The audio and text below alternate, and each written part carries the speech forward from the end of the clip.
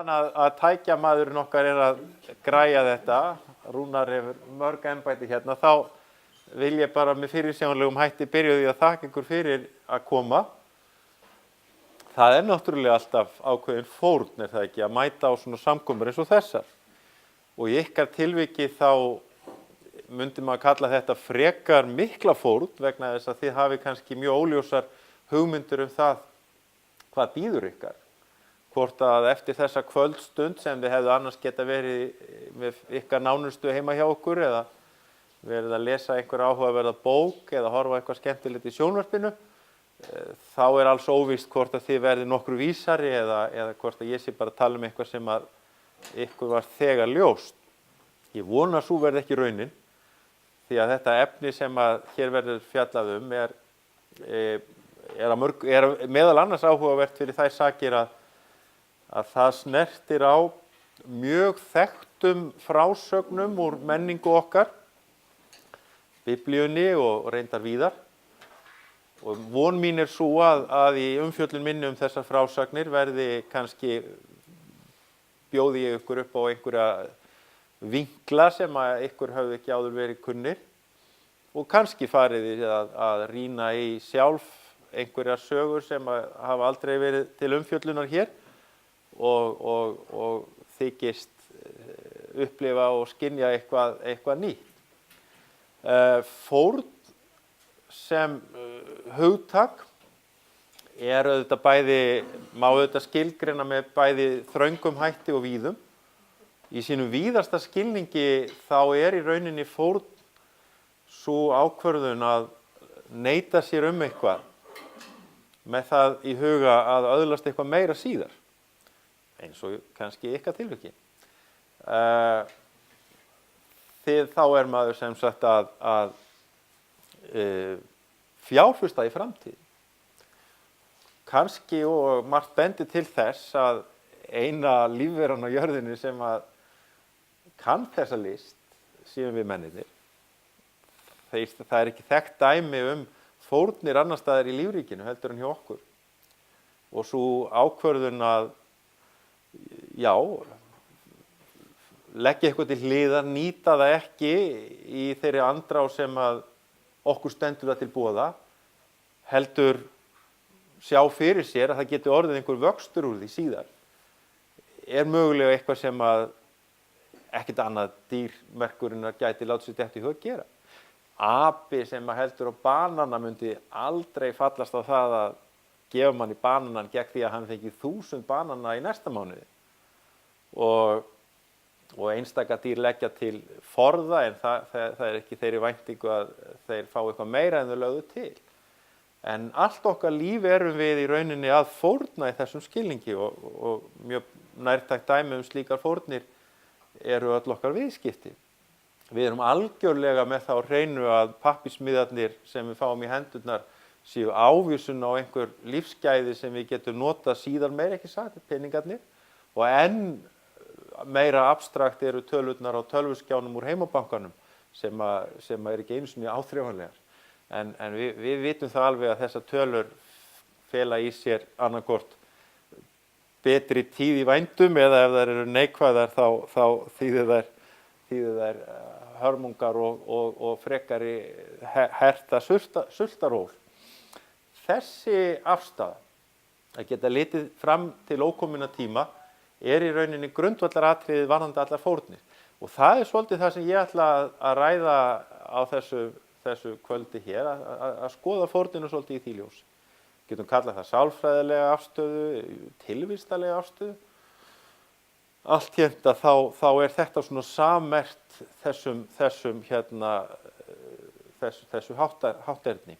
Svo aftur á móti í sínu þrengri skilningi á fórninni, þá erum við auðvitað komin með hinn trúarlega þátt fórnarinnar, þar sem við erum þá með einhver verðmæti, hugsanlega dýr, hugsanlega fólk, hugsanlega eitthvað sem okkur kært, sem við leggjum frá okkur í þeim til einhvers konar yfirnáttúrulegar veru, með það í huga að bæta fyrir eitthvað sem við kunnum að hafa gert rangt friðþægja þá yfirnáttúrulegu veru, eða jafnvel eins og held ég flestum tilvikum og vonast eftir því að fá eitthvað betra í staði. Nú, þetta fjallið Kerling sem í Eyjafirði.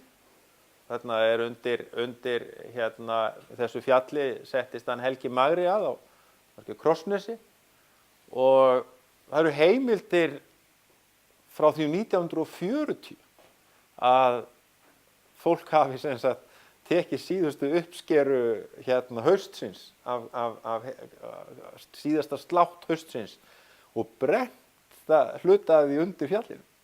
Það eru áreiðanlegar heimildir og hvað heitir hann nú, skrímslafræðingurinn okkar, Þorvarður, það ekki, já. Hann segir þessa sögu í mjög skemmtilegu útvarpsviðtali sem ég hvet ykkur til að hlusta á RÚV. Og af hverju gerðu þið þetta, spurði hann viðmælanda sinn. Og það svona sagði hann, það var svona bara þótti boða gott. Og þá upplýsti Þorvarður okkur það að orðið kerling heiti á keltneskri vetrargyðju, og á þeim stöðum þar sem að hún var tilbeðin, meðal annars á þeim slóðum þar sem Helgi Magri kom frá, að þá var þetta ástundað að menn sem sagt brenndu síðustu uppskeru haustsins í þeirri von að fá mildari vetur, og samkvæmt þessari heimild þá hefur það verið stundað alveg fram til bara miðra síðustu aldar. Og hér sjáum við svona lítið dæmi það hvernig fórnir geta birst okkur á margvíslegan hátt. Nú Þorvar segir líka frá því að Grýla hafi átt svipaða rætur úr keltneskum sið, og þar hún hafi verið hluti af einhverjum ættbálki þar sem menn einmitt fórnuðu börnum, sem eitt mjög algengt stef í þessum fórnarsögum, að börnum fórnað. Fórna einhverju sem mjög dýrmætt og vísa til framtíðarinnar. Eins og ég segi, þá þessi hugsun líklega sérmennsk, og við segjum það, eins og ég sagði áðan, með apan sem myndi aldrei skipta á núverandi banana og 1000 framtíðarbönunum, og hæna myndi alveg örugglega aldrei fara að gera annað ef hún sæi nokkur hveitikorn á jörðinni en að tína þau umsvifalaust upp, og þau myndu fara í gegnum meltingaveg hennar á augabragði. Nema náttúrulega ef þessi hæna væri litla gula hæna. Ég lofaði ykkur því að ég myndi gefa ykkur nýstárlega túlkanir á þekktum sögum, og hérna svo fyrsta, litla gula hæna. Hvað gerir litla gula hænan við frjókornin sem hún finnur, hveitikornin? Hún auðvitað gerir það sem að Homo sapiens kann að gera. Hún tekur þau afsíðis og hugsa með sér, hér ég með ávísun á eitthvað stórmerkilegt í framtíðinni, það ekki? Og hin dýrin í sögunni, sem þetta verðugir fulltrúar dýraríkisins, þau hafa engan skilning á þessu. Og sagan eins og við þekkjum öll leiðir okkur í gegnum hvert stig framleiðslunar, þar sem hænan neitar sér að njóta gæða þess sem hún hefur í höndunum hverju sinni, hvort sem það þessi 2 eða 3 hveitikorn, hvort sem það öxin sem hún hefur uppskorið eftir að hún sáði þeim, eða hveitið sjálft, eða hvað hún getur nú við það gert. Þau hafa enga tilfinningu fyrir því að það sé neitt annað í stöðunni heldur en að njóta þess strax sem þau geta fengið, eða annars bara vita þau ekki hvað hann að tala um. Og litla gula hænan í þessari mögnuðu frásögn, sem svona lykilsaga, og við höfum örugglega öll okkar túlkanir á því hvað hún að segja okkur. Ég hef heyrt marxískar túlkanir á litlu gulu hænunni, þar sem að hún nýtur sjálf afraksturs vinnunar versus kapitalistarnir sem sita hjá og nenni ekki að gera neitt. Og líka hef ég heyrt sem sagt kapitalíska útgáfu af sögunni, þar sem að eigandi framleiðslunar og hráefnisins nýtur alls ágóða af henni. En í rauninni í þessu samhengi verður hún fulltrúi fyrir mannkynið sem að hefur þennan alveg ótrúlega eiginleika að geta fórnað einhverju með það í huga að öðlast það síðar. Og svo í hinu kirkjulega samhengi þá verður ekki hjá því komist að nefna hvaða var sem að hún síðan uppskar, hvaða var sem hún fékk hvert þessi framtíðar verðmæti voru sem hún fékk út úr þessum kornum. Það náttúrulega þetta sem að helgihald kirkjunnar snýst svo mikið sem brauð. Og við hér í kirkjunni erum hluti af þessum, kristindómurinn hluti af þessum abrahamísku trúarbrögðum sem að hafa orðið fyrir mjög miklum áhrifum af einhverjum mestu umbrotatímum í mannkynssögunni sem landbúnaðarbyltingin. Þegar við erum í altarisgöngunni þá erum við náttúrulega við erum að bera fram tvenns konar hráefni sem hvort tveggja afrakstur mikillar menningar, mikillar samvinnu. Og það líka hneykslið í sögunni Litlu gulu hænuna að hún skuli þurfa ein að sjá alla þá flóknu þætti sem tengjast í að búa til brauð.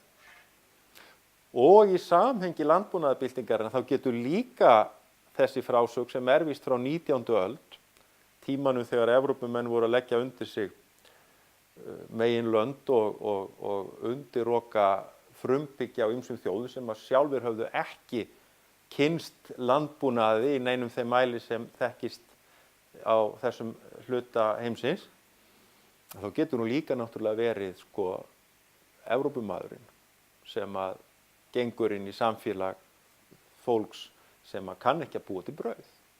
Og þekking hennar og yfirburðir gera henni kleift að neita sjálf alls ágóðans. Og þetta sem sagt, að einhverjum ástæðum hún gul á Íslandi en rauð í enskumælandi löndum.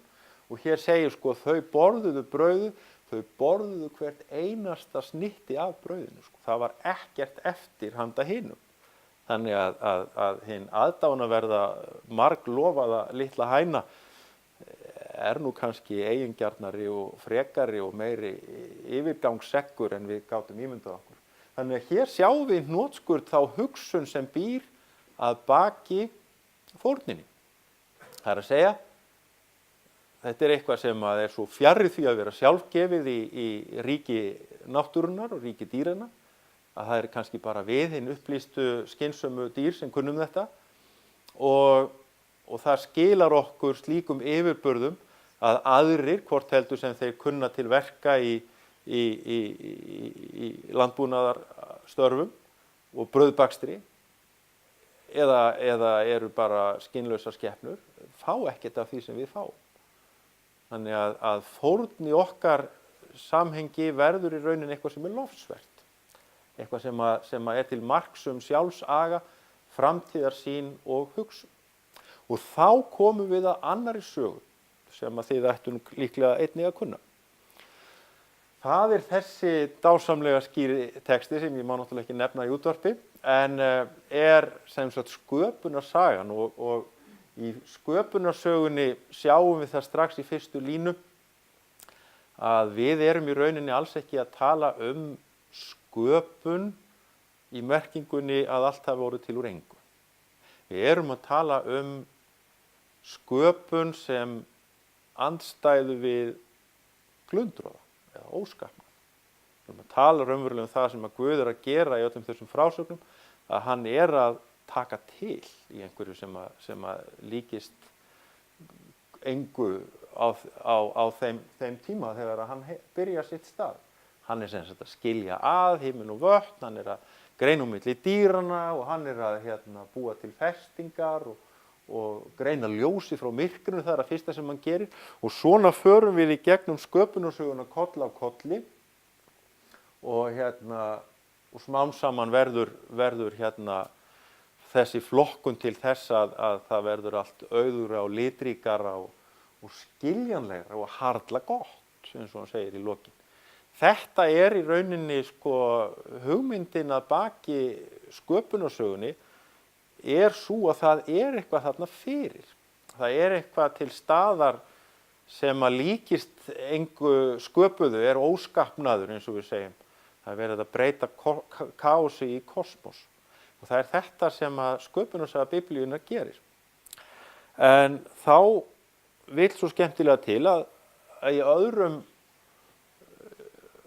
trúarsamfélögum auðvitað líka sköpunarsögur sem að líkjast að mörgu leyti þeirri kristnu, að því leyti að það verið að ráðast á óreiðuna og það er verið að skilja að og greina á milli.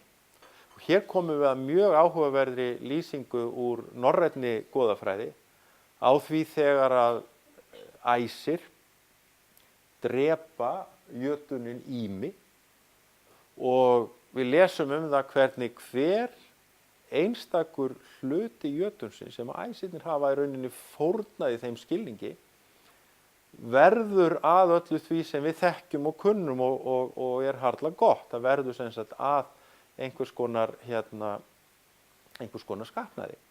Og Ýmir, sem er frekar ógnvekjandi fyrirbæri, til þess að geta búið til reglu og eitthvað sem gengur upp, að þá verða þeir auðvitað að vega hinn ógnvekjandi þurs. Þeir þurfa með öðrum orðum að takast á við það sem er skelfilegt og er tákn glundroða og kaos, og þeir þurfa að vega það til þess að eitthvað vit geti orðið úr öllu. Og Jón Hnefill Aðalsteinsson, hann hefur svolítið fjallað einmitt þær hefðir sem að hafa orðið til úr þessu, og í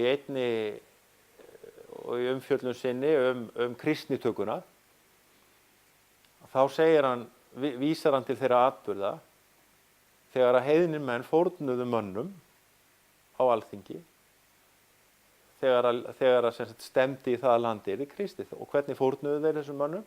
Þeir vörpuðu þeim fyrir björg. Tilgáta Jóns Hnefils er sú að þarna hafi þeir í rauninni verið að endurtaka þessa fórn sem að er í þeirra sköpunarsögu, með því að falla 20 metra niður björg, þá brotna öll bein fórnarlambanna og þeir eru í rauninni að aðskilja líkama þeirra, alveg eins og æsir aðskildu líkama Ýmis. Og þar með hafi í rauninni blótið eða fórnin hjá norrænum mönnum snúist það að líkaminn sem slíkur hafi falið í sér einhvers konar vísan í það að það væri hægt að koma á reglu í samfélaginu, og þarna náttúrulega sjáði fram á það að þeirra heimsmyndir að hrynja og þeirra heimur er í uppnámi, og þetta hafi sem sagt verið viðleitni þeirra til þess að koma aftur á því ástandi sem að þeir þekktu og gátu skilið. Og sköpunarsögurnar í Biblíunni eru nefnilega fleiri. Við eigum sköpunarsögu í Davíðssálmum, eða svona vísan í sköpunarsögu í Davíðssálmum og í Jesaja, sem að virðast undir áhrifum frá babýlónsku sköpunarsögunni sem heitir Enuma Elis. Og þar talað Levíatan. Hvað heitir hann aftur á hebreusku, Levíatan? Manstu það? Ramúk eða eitthvað slíkt. Og það segir einmitt, var það ekki ég sem knosaði hausa Levíatans, held ég að sé svona í þýðingunni. Að það er sem sagt vísan í rauninni til hins sama. Að það er einhver óvættur og býr í hafinu, sem er líka táknum óreiðinu, og það sköpunarsagan í fyrstu Mósebók byrjar jú á vísan í djúpið, sem er alltaf tákn í hinum forna heimi fyrir óreiðu. Það veit enginn hvaða straumar eru þar á ferð, og djúpið getur gleypt skip með manni og mús, og öldurnar geta skolað öllu í burtu við ströndinu og svo fram eftir götunum. Þannig að Levíatan, óvætturinn í þessu samhengi, er í rauninni viðfangsefni sköpunarinnar. Það er verið að ráðast á hið ógnvænlega, og það sem er í rauninni tákn fyrir óreiðuna og óskapnaði. Og við eigum í rauninni alveg aragrúa af sambærilegum frásögnum og minnum, eins og við getum sagt, sem er að leika eftir þennan atburð. Við þekkjum söguna af Georg og drekanum, sem er í rauninni svona ein útfærsla af henni hér. Núna held ég síðasta sunnudag var dagur heilags Patreks, verndardýrlings Íra. Hvað var það sem hann vann sér til frægðar? Hann hrakti alla snáka í burtu af eyjunni. Snákurinn náttúrulega líka mjög þekkt biblíulegt þema. Hérna sjáum við í rauninni átök, reglu og óreiðu sem að fela alltaf í sér það að hetjan í sögunni verður að horfast í augu við óvættin og mætun. Og takið nú eftir þessari mynd sem mjög skemmtileg. Hún frá 1502 og það hann Carpaccio heitir listmálarinn sem gerir þetta. Sko, það sem sagt, drekinn í rauninni, sko, höfuð hans minnir á sól og hérna sjáum við votta fyrir hálfmána á höfði drekans og allt í kringum drekan í landi óreiðu og dauða eru sundurtættir líkamar. Tréð meira segja sem sagt að hluta til vaxið laufum og að hluta til það nakið. Og hvar fara átökin fram? Átökin fara fram fyrir utan markalínur siðmenningar. Drekinn með öðrum orðum ekki kominn inn fyrir borgamúrana. Þar mætir hetjan drekanum og rekur hann á hol og við sjáum líka sko þennan óskapnað sem drekinn Þetta ormur með vængi. Þetta dýr af jörðinni eða þetta dýr sem flýgur á himninum sko? Það einhvern veginn allt við óvættin sem eiginlega svona minnir á allan þann glundróða sem hægt að ímynda sér og svo náttúrulega er mærin þarna í bakgrunni sem að hann að bjarga frá. En þetta klassíska þema í rauninni mjög ríkt í öllum þessum sköpunarsögum og það það sem að mig langar að fara með eina sköpunarsögu í viðbót sem að afskaplega áhugaverð. Þetta eina af frásögnunum í biblíunni sem að eru eiginlega bara eins og hryllingsmynd. Þetta gæti bara verið sko bók eftir Stephen King eða eitthvað slíkt eða Yrsu. Og það verið að draga fram einhverja atburði sem eiginlega sko áttar sig ekki á því kannski fyrstu hvers vegna komust inn í reikningun. Ég hef farið á þjóðbókhlöðun og fundið sem sagt svokallað ritskýringarit við aðra dómarabók þar sem frásögnin í. Og þeir, sko ritskýrandinn hann vill bara helst hlaupa yfir þessa sögu, hún svo ljót. Og hún sem sagt níðingsverk í Gíbeu yfirskriftin. Hún byrjar á því að því lýst að það eru engir konungar í Ísrael á þessum tíma. Hvað þýðir það? Það þýðir að það stjórnleysi. Það óreiða ríkjandi í samfélaginu.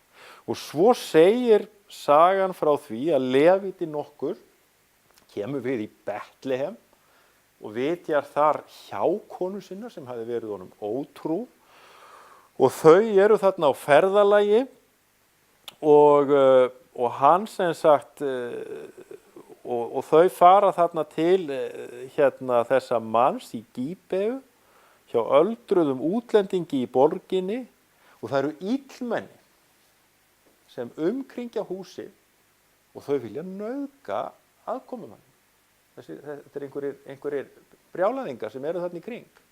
Og þetta svona algjörlega verið að reyna að þenja velsæmismörkin og sprengja þau með þessari lýsingu. Og það sem gerist það að maðurinn hrindir þessari hjákonu sinni út þar sem mennirnir hafði umkringt húsið og lokar dyrunum og því lýst að alla nóttina þjáist hún í höndum þessara óþokka. Og þegar hann opnar síðan dyrnar á morgunni þá liggur hún í blóði sínu fyrir utan dyrnar. Þetta hræðileg saga. Og margir hafa notað hana sem dæmi karlrembu og alls konar ógeðfelldar kenndir í huga þeirra sem að rituðu þessa sögu. Svo versnar þetta bara. Hvað gerir maðurinn? Svo deyr konan og hvað gerir hann við hann? Líkið. Hann þvær það og hann hlutar það niður í 12 búta og hann sendir einn líkamshluta á hverja ættkvísl Ísraels. Þannig að sko þessi splattir ætlar ekkert að enda. Og hvað er hann að gera? Hvaða skilaboð fá höfðingjar hvers ættbálks Ísraels þegar pósturinn kemur með fót eða hönd eða höfuð? Það er þessi hugsun sem að við sjáum líka í á alþingi Íslendinga við kristnitökuna, að líkamshlutar með einhverjum hætti samsvara því að það er verið að reyna að koma á sköpun. Það er verið að reyna að breyta ástandi sem að einkennist af algjörum óskapnaði yfir í sköpun. Þegar að þeir fá þetta þá kveikja þeir, það er komið tími til að við förum að velja okkur konung. Þetta er náttúrulega að skrifa með það í huga að samfélagið er algjörlega dauðadæmt ef það er engin konungur. Og þannig að þessi saga hérna, eins hræðilega hún kallast svolítið á við bara blóðugar lýsingar á því þegar að verið er að vega gegn óvættum og vinna með blóði og fórnum. Hérna verður þessi hjákona Levítans sem fæddist í Betlehem, eða var frá Betlehem, sem er svolítið áhugavert. Og þarna verður hún einhvern veginn með líkama sínum og líkami hennar sem að hafði þurft að þola þessar skelfilegu kvalir og þennan hræðilega dauða, verður einhvern veginn notuð til þess að reyna að sameina þessa ættbálka og fá þá til þess að velja sér einn konung. Og það er svolítið áhugavert að bera saman þessa frásögn síðan við síðustu kvöldmáltíðina. Því að rétt áður en að Jesús er að fara að ganga í hinn grimma dauða á krossinum með óskaplegum þjáningum og hörmungum, að þá situr hann til borðs með lærisveinunum. Og það er næstum eins og hann takir sér stöðu með þessari konu þegar hann tekur brauðið og segir: þetta er líkami minn. Og hann skiptir honum í 12 parta eða brauðinu í 12 búta til lærisveinunum áður en að hann er síðan svikinn. Þannig að þessi saga, og ég á nú eftir ég enda nú sem sagt næsta kvöld með vísan í sko hinna einu algjöru fórn í hinum kristna skilningi sem að er síðasta kvöldmáltíðin og krossdauðinn.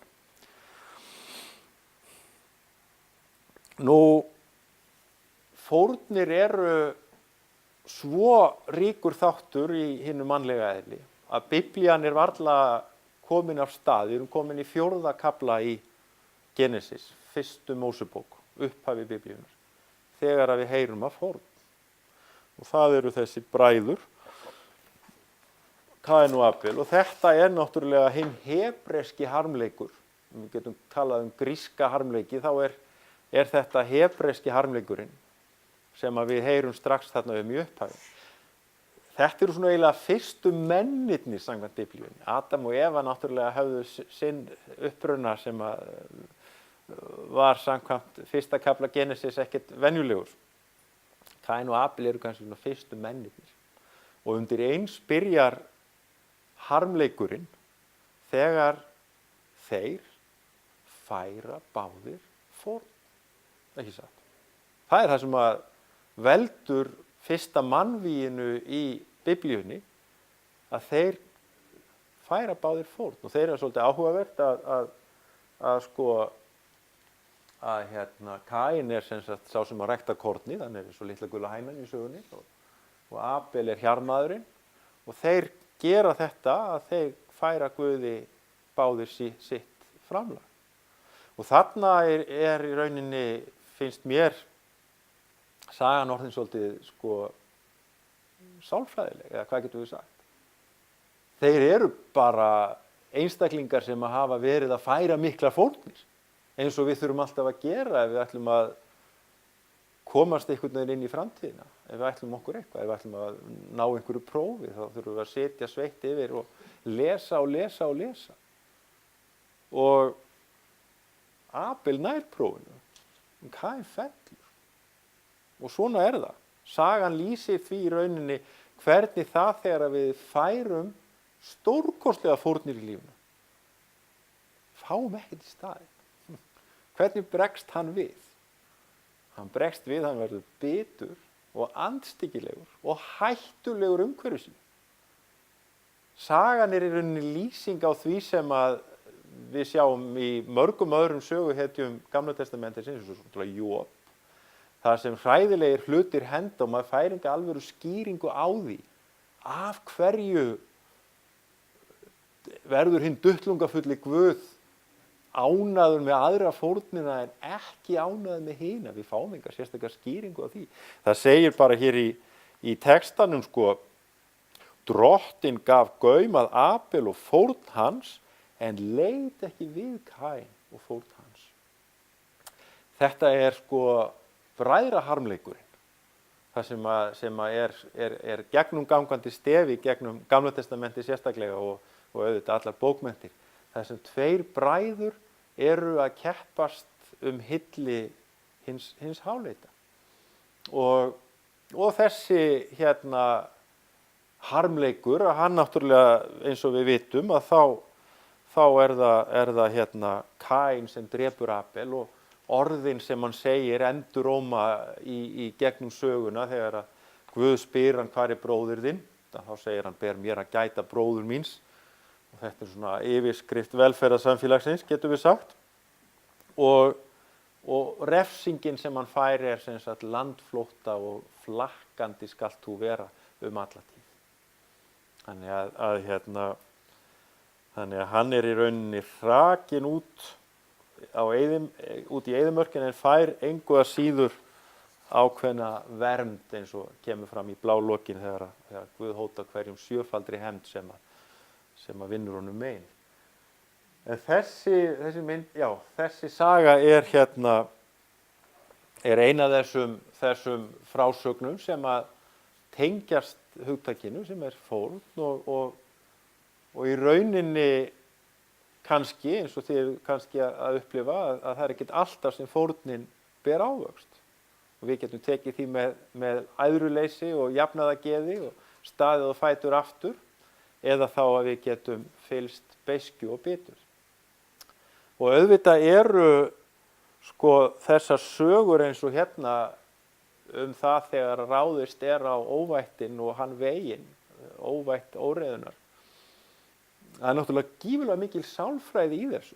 Þetta snýst ekkert allt það að blíðka einhvern Guð. Þetta snýst líka það að þegar það eru þættir í okkar fari sem eru okkur til vandræða, varna okkur því að halda áfram í lífinu og geta lifa góðu, fyrirsjáanlegu, verðugu lífi, þá verðum við að mæta þessum aðstæðum, er það ekki? Við verðum að takast á við þessa óvætti hvaða nafni sem þeir nefnast til þess að geta haldið áfram, til þess að koma reglu á okkar eigin tilvist, þá þurfum við að takast á við það sem að veldur okkur ótta og ama og erfiðleikum. Og það er svona alltaf bakgrunnurinn í þessum sköpunarsögum sem að segja miklu meira heldur en bara það að sé verið að skapa einhvern heim. Það er líka verið að skapa sjálfsmynd og einstakling og tilvist og sálarlíf sem að getur raunverulega gefið af sér og verið heilbrigt og eðlilegt. Og þá komum við að kannski þeirri sögu sem er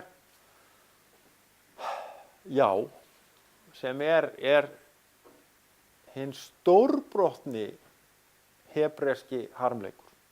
Nú, ég fór reyndar á grískan harmleik núna í Borgarleikhúsinu í vetur, Medeu, sem að er í rauninni allur meir og minna helgaður spurningunni sem að áhorfendur og lesendur brjóta með sér meðan að verkinu stendur.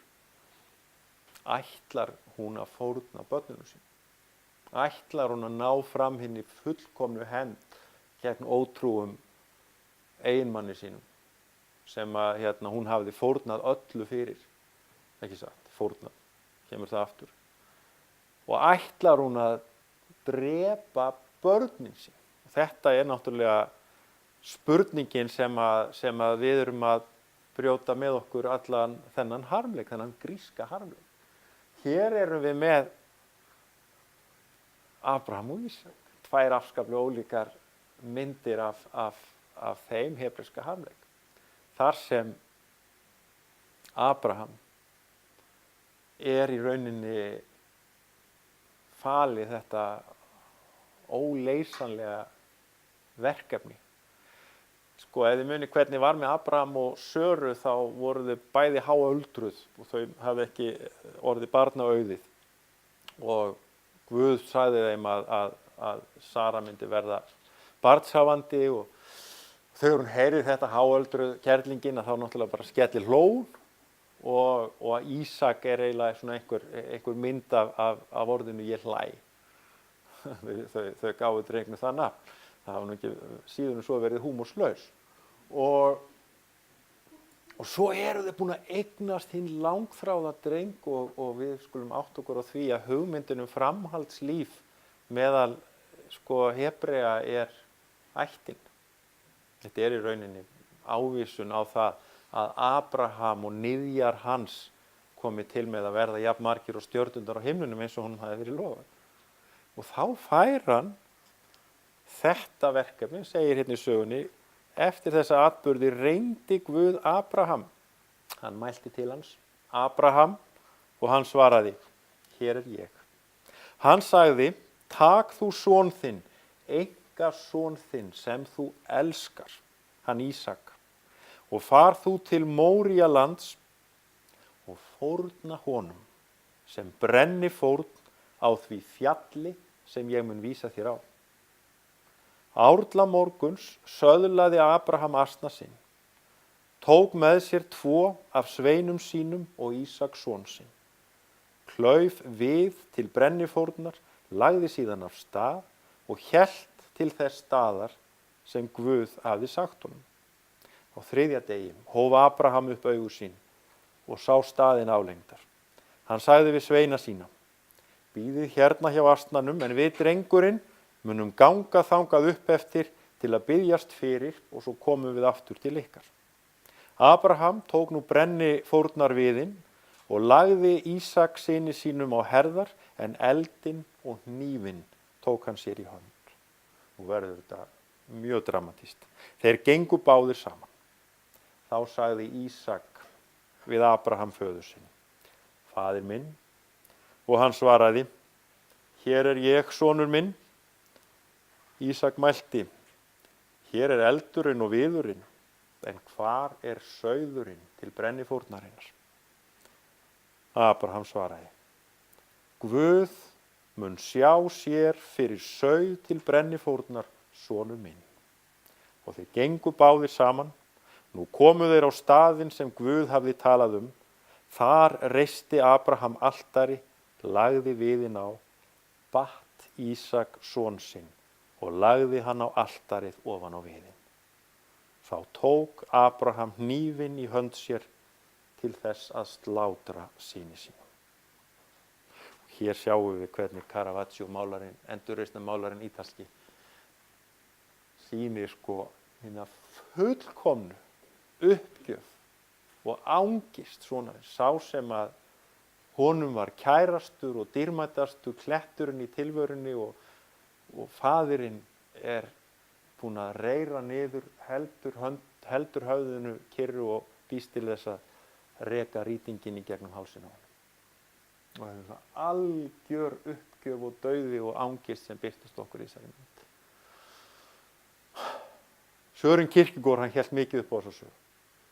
Hann, danski guðfræðingurinn, að hann var svo upptekinn af því að danska kirkjan væri orðin smáborgaraleg og menn væru fastir í hjólförum einhverjar góðlátlegar svona borgaralegar góðhegðunar.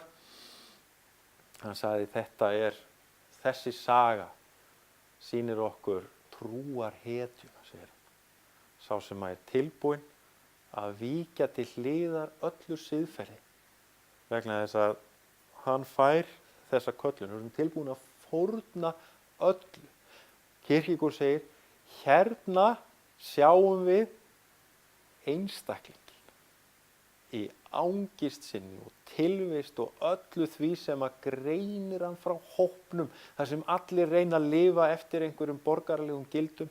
Þessi maður búinn að rústa þessu öllu. Kierkegaard talaði að það væru þrenns konar karakterar, svona almennt. Fagurkerinn, sá sem að binst einhverju sem að kannski fallegt eða dregur huga hans frá lífinu og tilvistunni. Svona bóbeðri, ef maður myndi taka dönsku líkinguna aðeins lengra. Eins og sjáum bara allar þessar heimsóknir sem maður eru með núna hjá fólkinu í borginni, þar sem að lífið undirlagt fegurð og smekklegheitum. Það væri fagurkerinn. Svo talar hann hina siðferðilegu veru sem að í rauninni meðvituð það að það eru gríðarlegar kröfur á okkur settar og það eru afskaplega erfitt að uppfylla þær og getur kallað fram mikinn sársauka í sálinni að finna stöðugt að það er hægt að gera betur og betur. Þetta svona minnir svolítið á Lúther náttúrulega líka. Og svo það trúarhetjan. Hann talar Abraham sem trúarhetjuna og Jesú sem trúarhetjuna sem að ganga alla leið. Og Kierkegaard segir þarna að Abraham, hann fer inn í þessa óvissu framtíð sem honum ætlað að fara inn í, en hann þess fullviss að atburðirnir muni enda vel, að Guð muni leysa þessa skelfilegu klípu sem hann stendur frammi fyrir, þetta sjálfsmorð í rauninni sem að honum ætlað að fremja, því að Ísak í rauninni framlenging af honum sjálf. Enda sagan vel. Engillinn kemur á staðinn og segir honum að